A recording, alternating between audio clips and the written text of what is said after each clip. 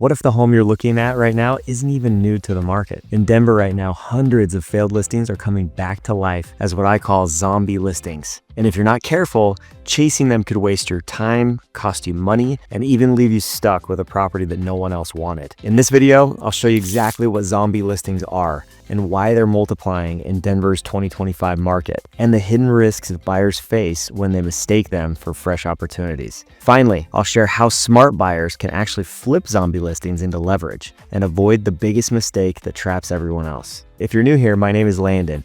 I'm a local Denver realtor, and I help buyers and sellers make sense of this market every single week. So everything that you'll hear today comes from real deals happening right now, not just what you're seeing on Zillow. So let's kick things off by defining the term.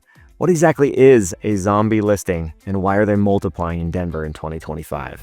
So there's this hidden tactic or secret in the real estate world where if you're a listing agent, you have a listing that's not selling, that's struggling, maybe it's been on the market for 60, 90, 120 days, you can take it off the market for 31 days and you can do a refresh on the MLS. We call these zombie listings because they come back to life as day one on the MLS. These are listings that may have already been under contract but fell through.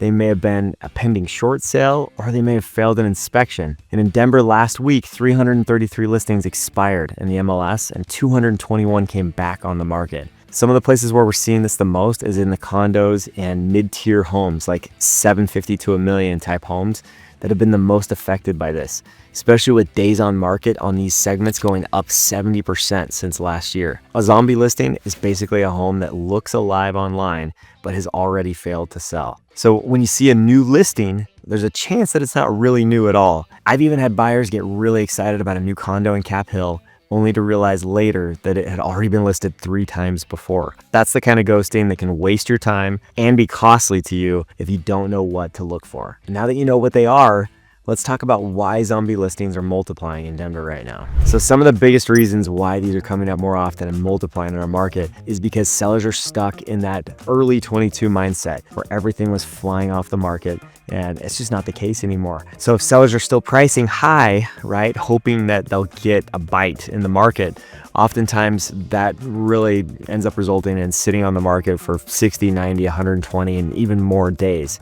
I've even seen listings that have been sitting for longer than a full year on the market. And in those cases, the days on market are absolutely killing them. It's costing them because when people see that, everybody jumps to the conclusion that there's something wrong with that home. And so by taking it off the market, doing a 31-day refresh and coming back with maybe even a different strategy, different price, or just coming back as they were before, they eliminate the days on market on all of these third-party sites. That's why they're coming out more often than not. The other reason is, other than just being overpriced, they're also competing with a lot of new construction. And these builders are offering 4 or 4.5% fixed rates and buy downs on top of that sometimes. And resales just simply can't compete with that. And it's causing longer days on market, especially in areas like some areas in East Centennial, Commerce City, you've got Parker, Castle Rock, that are really having a hard time competing with all this. Thornton's another one. Where you've just got a plethora of new construction. East Denver out by the airport, same thing. So wherever the new construction is, you're seeing resales sit longer because of these incentives that builders are offering. Because if buyers have the choice to buy whatever type of home they want, and they're not set on a location with lush trees and established neighborhood, oftentimes they're going to pick that low interest rate. Also, they may be back because they were on the market for so long, and then the inspection failed, the deal fell through, and they were devastated, and emotionally they just couldn't deal with going forward. So they go off the market for a little bit, reset, get their minds right, and then come back on the market. And lastly, the other thing that could be costing these homes time on market is the high HOA fees right now, especially on condos. These high HOAs are making homes sit longer because buyers are considering their entire payment, right? They're looking at high interest plus high HOA payments that are making their payment way higher than they're comfortable in most cases with condo buyers. The biggest reason zombie listings are rising is that sellers are still stuck in the past. They're still pricing homes like it's 2021 or 2022, and buyers aren't biting. All of this adds up to a market where homes keep coming back from the dead instead of selling the first time. I've seen sellers relist the same property 3 or 4 times, each time shaving off a little price, but never addressing the real problem. That's why these homes keep haunting the MLS. So what's the danger for buyers? Let's break down why chasing zombie listings can cost you big. Okay, so these ones look new, but they may have sat for months unsold, right? Which tells me something. They may just be overpriced. It may still be a great home and the condition's fine, but they also may have some hidden issues, right? You can't rule that out. They may have inspection problems. They may be in a tough location, right? That's a big one right now. Or you may have some very stubborn sellers on your hands. So you have to consider all of those things when you're looking at a listing that has relisted over and over again. With that said, I wouldn't take away the option. I think you have to stay open-minded as well to the fact that the home may be just fine, but they may have had a bad strategy before selling the home, right? Strategy matters, and so does the marketing involved too. So sometimes these sellers are switching agents and going with a different strategy, and that was the only problem with the house. So as a buyer, I would be aware, right, that there could be an issue, and you have to dig a little deeper as far as like, why did this home sit for so long? And was it just a strategy issue, or is there a very real thing going on behind the walls? Or is there a very real thing with the foundation? Is there a very real thing with being a money pit, right? With the electrical plumbing issues, stuff like that. Is there a recurring water issue that somebody knew about, right?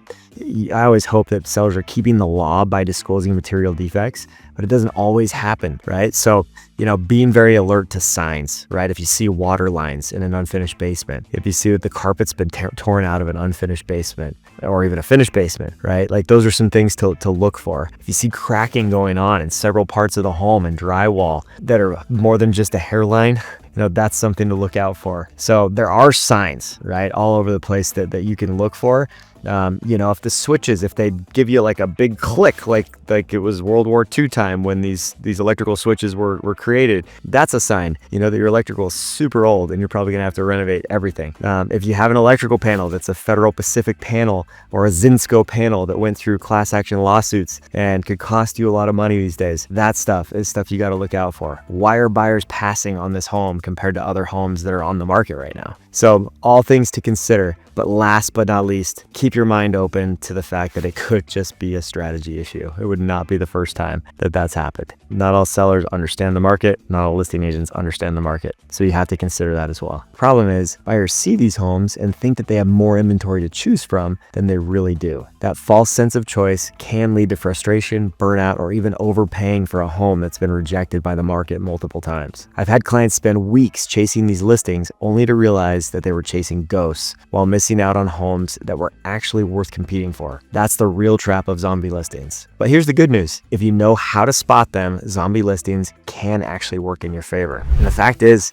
when homes are stale and they're not selling for extended periods of time, usually that's a motivated seller. If they keep coming back on the market and trying again and again, what does that tell you about their intention? They want to sell their home. And really, they just have either a tough home to sell, tough location to sell, or they're misguided. There are things that you can do to leverage that situation. And in those cases, I would absolutely be asking for a discount. I'd be looking for concessions. I'd be looking for closing costs to be covered, repairs on inspection. All of those things can work in your favor in a situation like that. And if you're dealing with a stubborn seller, they may do it begrudgingly. They may get emotional, right? They may try to make you feel guilty or bad, right? Or say that they're offended. But in the end, they want to sell their house. And after 60, 90 days, silence is deafening. You want to get that thing done so that they can move on to their next stage of life. And they know it, their agent knows it, and you have to know it too if you're going to have the confidence to negotiate at that level. And so that's always what I recommend in those situations. The other thing that you can do is track days on market history in the MLS. So if you're working with an agent with MLS access, you can open up the history tab and you can see all of the history of the property, like back to when it was first listed, when it was listed before that, when it sold the previous time, how long it took to sell, the last 3 times it sold. There's all kinds of history and data there that will tell you the full story of that home. So if you're not asking your agent to check that out for you, you may be missing some key details that would change your strategy on these homes that you're going for. Also, your strategy may have to take a little bit more time on these, right? These sellers, oftentimes they're methodical, right? They put themselves through torture, when this happens, and either they're misguided or they just are very stubborn, right? And so in those cases, sometimes making the offer that makes sense in this market and letting them say they're offended and they hated your offer and go away, and then coming back in a week with the same offer. They come back and this time they counter you, right? Something. And then, you may reject that counter and then come back in another week. And so if you're poised and continue with that strategy, and maybe you come up 10,000 to what you were offering before, but you're still, 60,000 off, you may see a big jump at that point. That seller may be getting the message that nobody else in the market wants my home, but this buyer seems to want my home. They just want it for this price.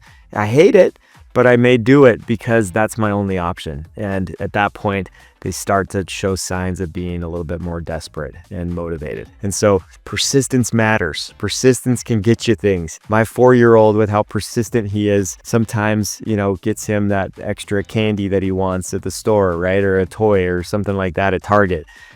So that same philosophy and mindset can help you on the buying side when you're going after these types of zombie listings. Zombie listings can actually be a great opportunity if you know how to play them. A home that's been sitting for months is a home where the seller is usually more motivated. The key is to track the days on market history and not fall into the new label, right? Look at the MLS, the full history, and you can see all of that. If you see a home that's been recycled a few times, that's your chance to negotiate from a position of strength. I've helped buyers save thousands this way, turning what looks like a stale property into a smart deal. One client of mine picked up a home in Highlands Ranch that had been relisted 3 times, and we negotiated $15,000 in concessions because the seller was just tired of waiting. And that's the kind of leverage that zombie listings give you if you know how to use them. We had 2 others that were in Centennial in just adjacent neighborhoods.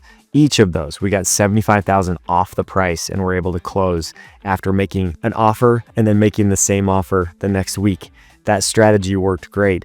And the first time they were offended, second time they came down, worked with us, and we got the deal done. Ultimately, they needed to sell. And that's the position that a lot of sellers are in. And that brings us to the biggest mistake buyers make with zombie listings, the one you absolutely need to avoid. So I've seen this 31-day refresh or zombie strategy work out absolutely brilliantly on the listing side of things. So when you make a listing look brand new, even though it's already had some market timing, it looks fresh, it looks hot as a listing when it first comes on to Zillow, Redfin, Realtor.com, Homes.com, and people sometimes will consider that new label as a brand new property that no one's seen, and they'll get excited and they'll overpay for the home, right, on the first weekend that it re-enters the market. Keep in mind that this is a home that already failed to sell, and sometimes buyers ignore, any inspection red flags just to get the deal done because they feel like, man, I had to jump on this right when it came up, or I was competing with this property, even though this property may have sat for months before, which in the long term could lead to buying a lemon or losing money on the resale. That's how zombie listings trap buyers, by looking alive when they're really dead weight. If you don't slow down and do your homework, you can end up stuck with a property that's hard to resell and full of problems. I've seen buyers close on a home only to discover 6 months later that the same issues that scared off the last buyer were still there. That's why you need to approach these listings with caution and strategy, not excitement alone. And if you want help spotting the difference between a great opportunity and a zombie listing, reach out. My information is below, and I'll help you cut through the noise and focus on the homes that are actually worth your time. And if you want to understand the bigger picture of why so many sellers are giving up in Denver right now, check out my next video on the exact topic. Click here and I'll see you there.